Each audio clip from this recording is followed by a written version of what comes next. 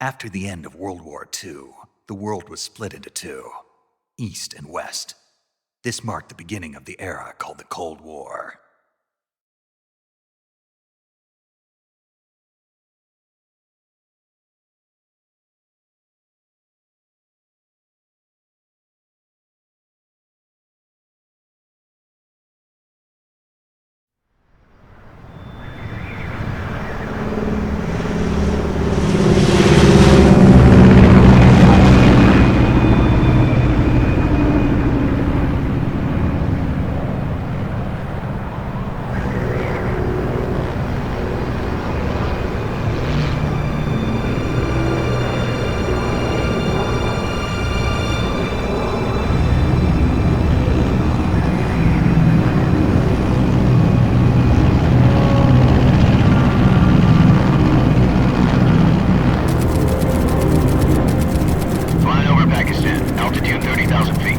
Approaching Soviet airspace.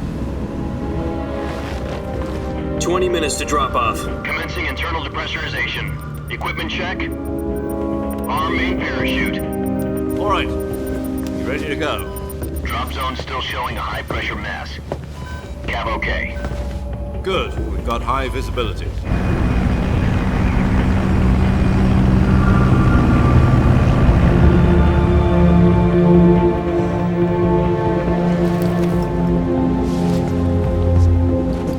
Put out that cigar. Connecting oxygen hose to interior connector. Put on your mask.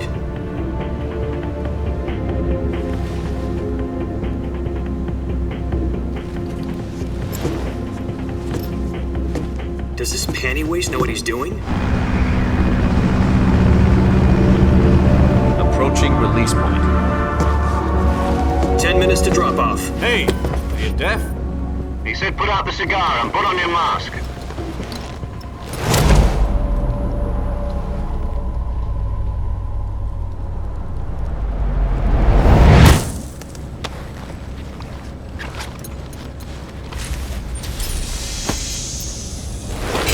Depressurization complete. Checking oxygen supply. 6 minutes to drop off. Opening rear hatch.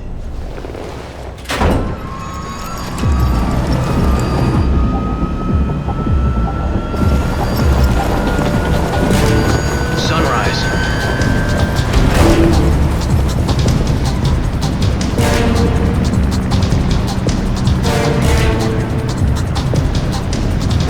External temperature minus 46 degrees Celsius. 2 minutes to drop off. Stand up. You'll be falling at 130 miles per hour. Try not to get frostbite from the wind chill. 1 minute to drop off. Move to the rear. Activate bailout bottle. This is one for the history books. The world's first halo jump.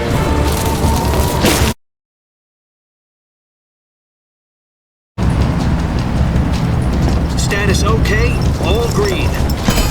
Prepare for drop-off. Countdown. 5, 4, 3, 2, 1. Spread your wings And fly. God be with you.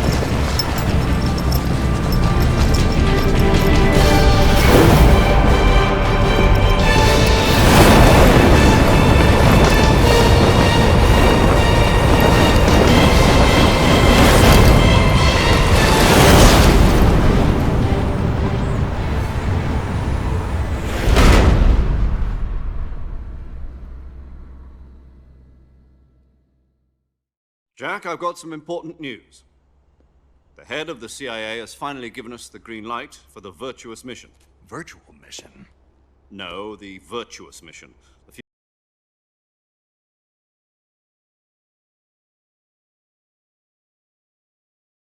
Sounds like some kind of initiation ritual. Don't get cocky. This isn't a training op. Right. So what exactly is this wonderful mission? Well, about 2 years ago, a certain Soviet scientist requested asylum in the West through one of our moles. His name is Nikolai Stepanovich Sokolov. He's head of the OKB-754 Design Bureau, one of the Soviets' top-secret weapon research facilities, and the East's foremost expert on weapons development. Sokolov. Isn't he that famous rocket scientist? The very same. On April the 12th, 1961, the Soviets achieved the first manned spaceflight in history. The Earth was blue, but there was no God. Well spoken. The rocket that carried Yuri Gagarin into orbit was the A-1, known as the Vostok rocket. Sokolov is said to be the man most responsible for the multi-engine cluster used in that rocket. After Gagarin's flight, Sokolov left rocket development to become the head of the newly established Design Bureau. From a lowly technician to head of a design bureau, that's quite a success story, so why'd he want to defect? It seems he'd become afraid of his own creations. Afraid? Call it a crisis of conscience. And for that, he left his country and his family behind and went over the fence? Not exactly. One of his conditions was that his family was also to be taken safely to the west. We used a mole to get the family out first and succeeded in sneaking Sokolov over the Berlin Wall shortly afterwards. I was the one who conducted the operation. The security on the eastern side was still full of holes back then. Then what? We got Sokolov over in one piece, but the whole ordeal had left him exhausted, and we checked him into a hospital in West Berlin. It took him 2 weeks and more than 600 miles to get from the research facility in the Soviet Union to Berlin. He was in no condition to say anything coherent. And it was only a week later that we had something much bigger on our hands. The Cuban Missile Crisis. October the 16th, 1962, President Kennedy received word that the Soviets were in the process of deploying intermediate-range ballistic missiles in Cuba. The President demanded that the Soviets dismantle and remove the missiles. At the same time, he announced a naval blockade to prevent further missile shipments from reaching Cuba. But the Soviets didn't back down, instead placing their armed forces on secondary alert.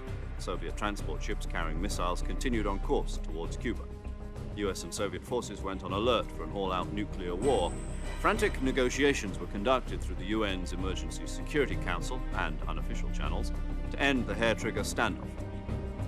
Finally, on October the 28th, the Soviet Union agreed to remove its missiles from Cuba, and so the world avoided a nuclear holocaust.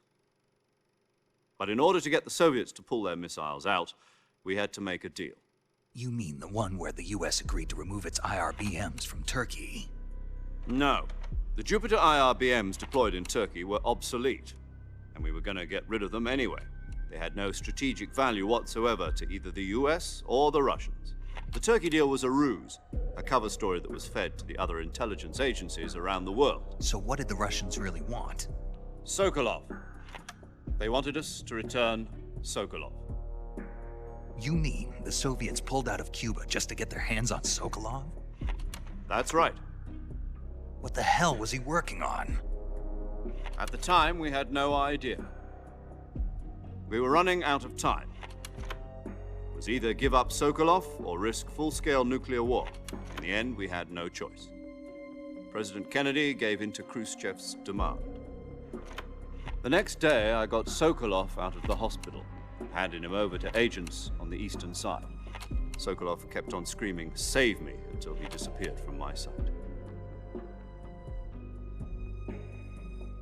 Then a month ago, we received some new information from one of our moles. About Sokolov? Yes. He was taken back to the research facility and forced to continue working on the weapon in question under KGB supervision. What's more, it's on the verge of completion.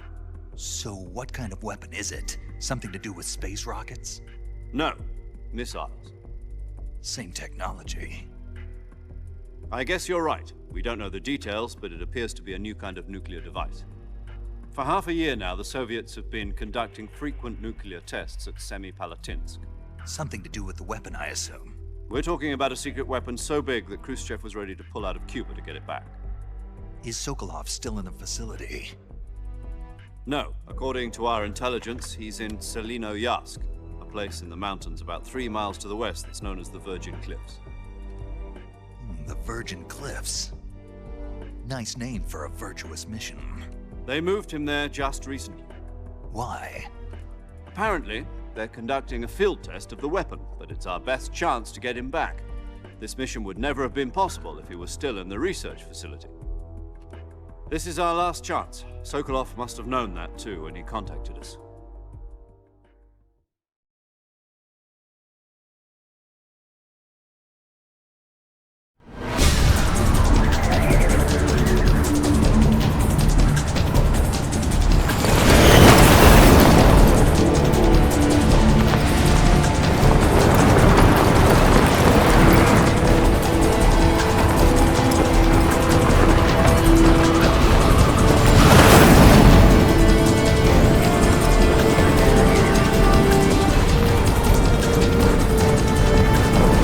Listen up, Jack.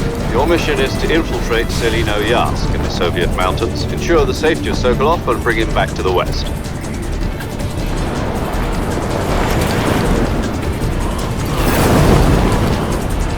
If we don't get Sokolov back before that weapon is complete, we'll be facing a major crisis. The clock is ticking.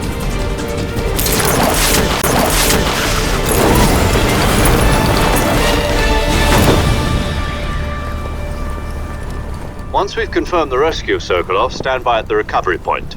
A recovery balloon will be dropped at that point. Helium will be pumped into the balloon to inflate it. The process takes about 20 minutes. Once it's complete, the gunship's arm will latch onto the balloon and pull it up. The Fulton surface-to-air recovery system. I'm familiar with the theory. Take it easy. It's been combat proven. Do you think Sokolov is up to it? The shock will be less than during a parachute jump, and the arm can handle up to 500 pounds. So you're planning on going over the border in a single combat Talon? She's equipped with two 6-barrel 20mm Vulcan cannons, as well as two 40mm machine guns. Sounds like she could hold her own against a battalion of tanks. Even with the fuel in the reserve tank, we're facing a 4-hour time limit. If all goes well, it shouldn't take more than a few hours. Home in time for dinner. But if anything goes wrong, you'll be eating dinner, breakfast, and all the rest of your meals in the jungle.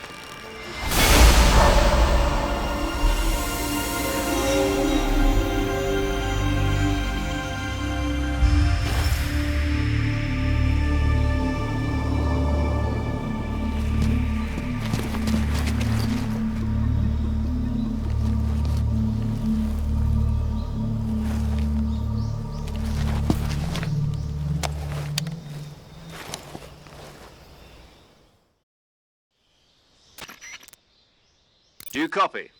You're already in enemy territory, and somebody might be listening in. From here on out, we'll be using code names to refer to each other. Your code name for this mission will be Naked Snake. I'll be referring to you as Snake from now on. You're not to mention your real name. Snake? What, you don't like snakes? What do you mean? Well, you've eaten one before, haven't you? In survival training. I'm glad to hear that. I don't know if I'd ever order one in a restaurant, but... Be careful, you might not have a choice. What about you, Major? What should I call you?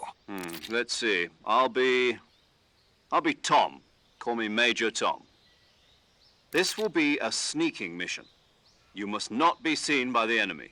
You must leave no trace of your presence. Is that clear? This kind of infiltration is the Fox unit's speciality. In other words, weapons and equipment are procured on site. That goes for food as well. You're completely naked, just as your name implies. Great. Now I see why you asked me if I like snakes. I suppose calling me Snake was your idea of a joke, too. No, there's a good reason for that. I'll tell you later when the time is right. Gotcha. Getting back to the subject, how exactly am I supposed to feed myself? You've been issued a knife and a tranquilizer gun. Use them to hunt for food. You'll also find some medical supplies in your backpack. Yeah, about the backpack. I lost it in a tree on the way down. I see. Well, you'd better go back and get it then. You know where it is? No problem. I can see it from here. It's stuck on a branch. To climb a tree, stand in front of a tree that's covered in ivy and press the action button. I'll be monitoring your progress over the radio. We can't risk violating Soviet airspace, but I'll be in the gunship. My frequency is 140.85. I'll give you a call if I need to talk to you. If you need to talk to me, use the send function. Okay, Snake, go get your backpack.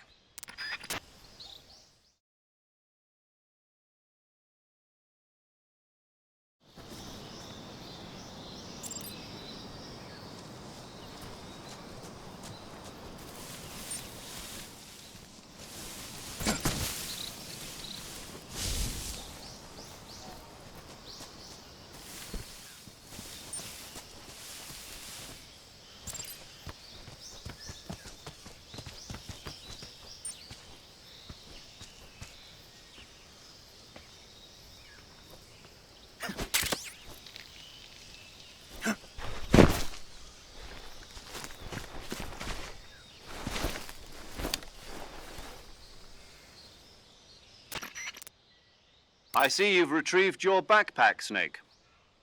To equip a weapon, it's necessary to take it out of your backpack. In the survival viewer, choose Weapon from the backpack. Your available weapons will be displayed in a list on the screen. From that list, choose the weapon you want to equip and press the Enter button. For other equipped items, just do the same thing from Item. Got it. Use the survival viewer backpack. Yep, that's right. Survival is fundamental to this mission. After you've been out in the field for a while, your stamina will start to drop. If your stamina gets too low, it'll affect your performance. You won't be able to shoot accurately, for example, and your wounds won't heal as smoothly. Keep an eye on your stamina so you don't run out. To recover lost stamina, you can hunt for local flora and fauna. You can use either your tranquilizer gun or your knife to hunt. My only weapon is a Mark 22 Hush Puppy tranquilizer gun? That's right. It's been fitted with its own suppressor. However, the suppressor will deteriorate every time you fire. Once its durability reaches 0, the noise suppression effect will be gone. So don't get too trigger happy with it. The suppressor's durability is shown in the icon. Any weapons and equipment beyond what you're carrying now, you'll have to find as you go. I have to find my own weapons and equipment? Whose crazy idea was this, anyway? Solo covert actions are standard Fox operating procedure.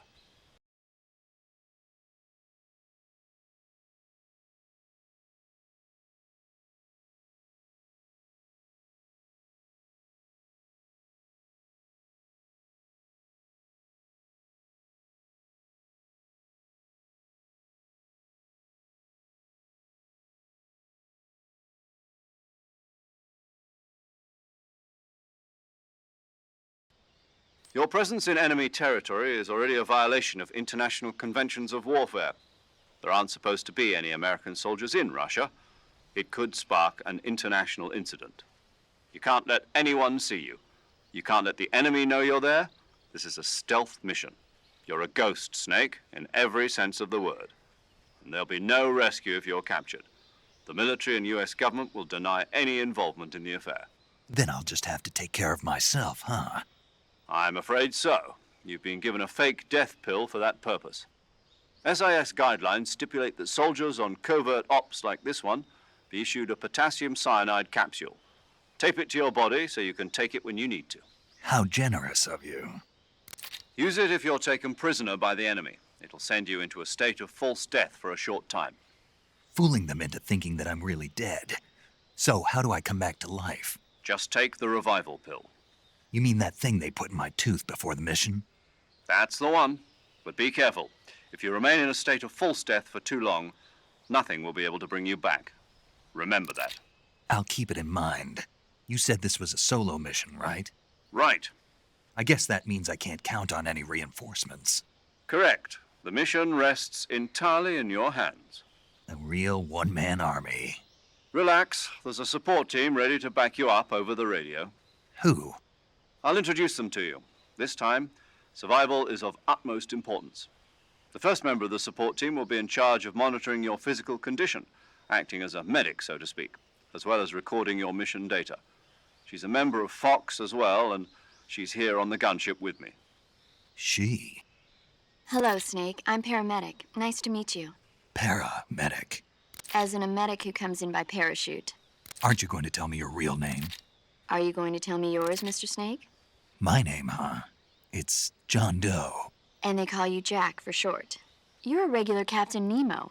A name means nothing on the battlefield. After a week, no one has a name. What's your name? Jane Doe. Very funny. I wasn't joking, but I'll tell you my name only if you manage to make it back alive. My frequency is 145.73. She's also in charge of recording your mission data. Whenever you want to save, send a message over the reserved save frequency, 140.96. So saving lets me record my mission data. That's right. It also records the state of your health. Good to know. There's one more person I want to introduce you to, Snake.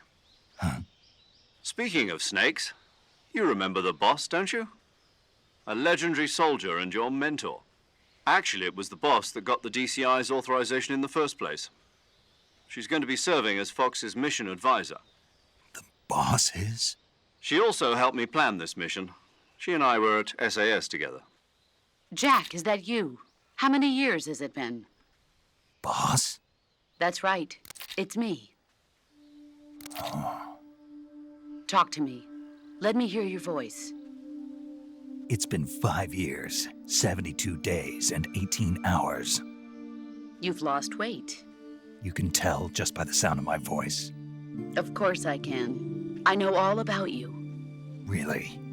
Well, I don't know anything about you.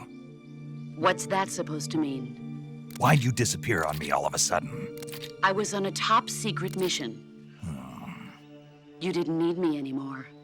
But there were still so many things I wanted you to teach me. No, I taught you everything you needed to know about fighting techniques. I taught you all I could. The rest you needed to learn on your own. Techniques, sure. But what about how to think like a soldier? How to think like a soldier?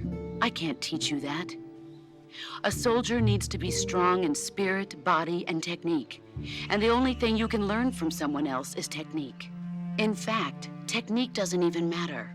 What's most important is spirit. Spirit and body are like two sides of a single coin. They're the same thing.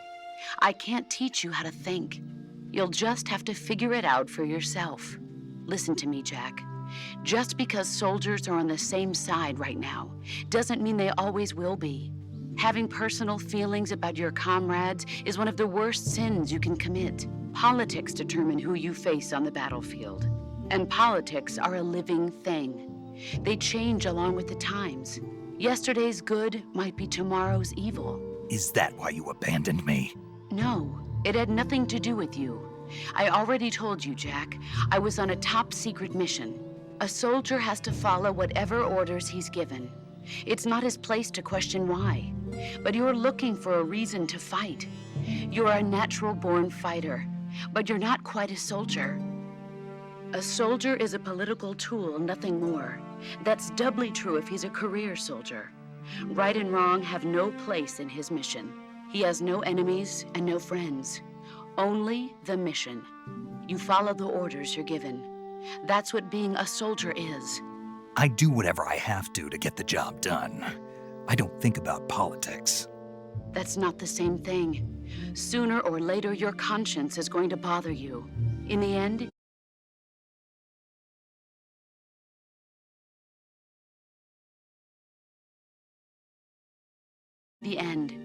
Then who does?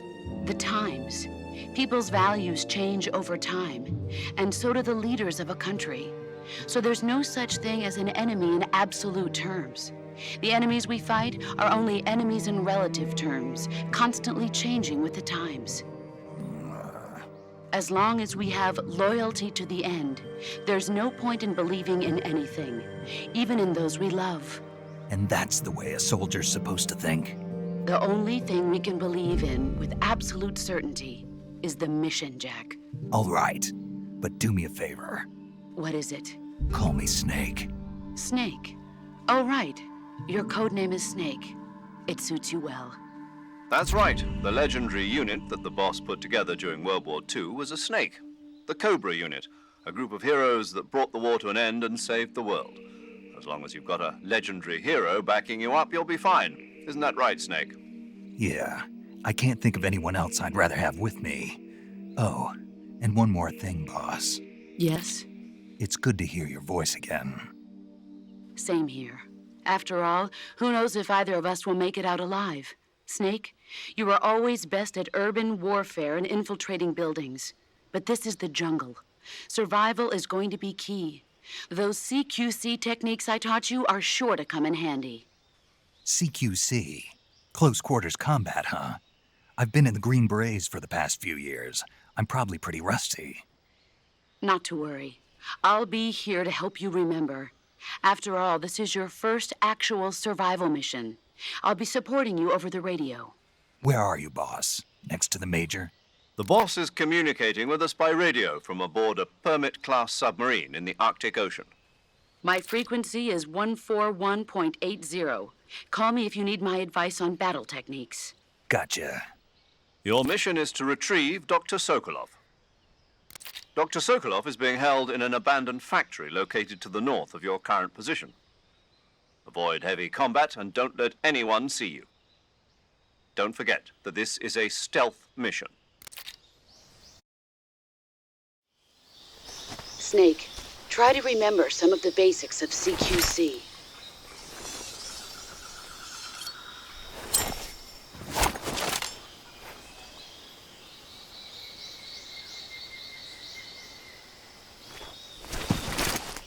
Commencing virtuous mission now.